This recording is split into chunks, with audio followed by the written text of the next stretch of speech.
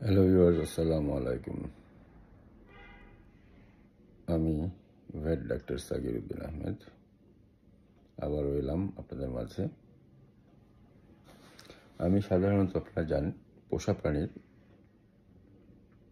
রোগবালাই এবং করণীয় বিষয়ে অনেক ভ্লগ করে থাকি। মাঝে মধ্যে আমি কিছু ইসলামিক ভ্লগও করে থাকি। আজকে সেরকমই একটি ইসলামিক ভ্লগ, ছোট্ট নফল আমলের বিষয়। আমরা আমাদের নবীজির যে নফল আমলগুলো আছে সেগুলো অনেক কিছুই হারিয়ে যাচ্ছে।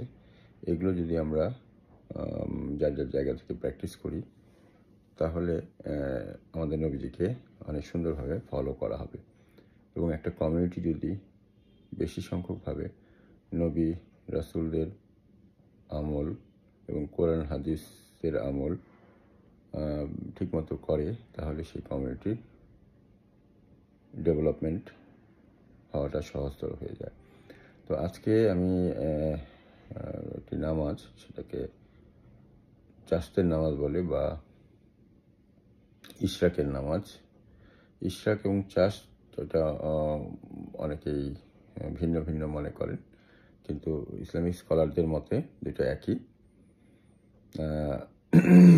ইশরাকটা হলো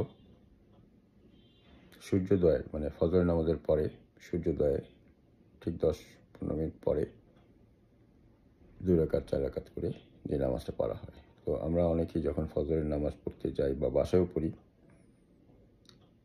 তারপর ফজরের নামাজ শেষ হলে যদি কোনো কাজ না থাকে, স্কুল কলেজ অফিস আদালত না থাকে, ফ্রি টাইম থাকে, তাহলে আমরা এই আমলটি করতে পারি, যেটা হলো ফজরের নামাজ হয়ে যাওয়ার পর দোয়া দরুদ পড়া পড়তে থাকবো এবং ঠিক ওয়েট করতে থাকবো সূর্যটা উদয় হলো কিনা। সূর্য উদয় হওয়ার 10-15 মিনিট পরে আমরা ইশরাকের নামাজ পড়ে ফেলবো। 2 রাকাত 2 রাকাত করে 8 রাকাত, এরকম যে যত পড়তে পারে, এটা টাইমের উপর নির্ভর করে। আর সালাতুদ দোহা বা যেটাকে ইসলামিক স্কলাররা চাস্তের সালাত বলে,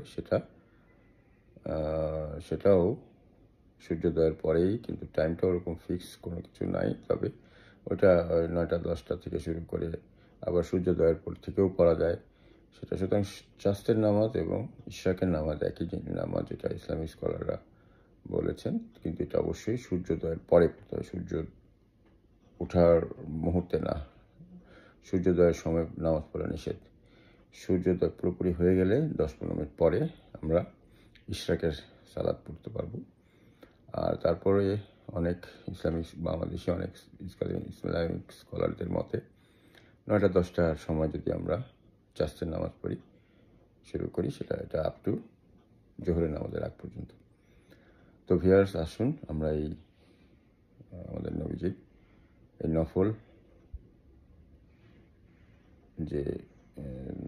যে সুন্নত, সেই সুন্নতগুলো আমরা ফলো করার চেষ্টা করি যে যত পারি অবসর সময়।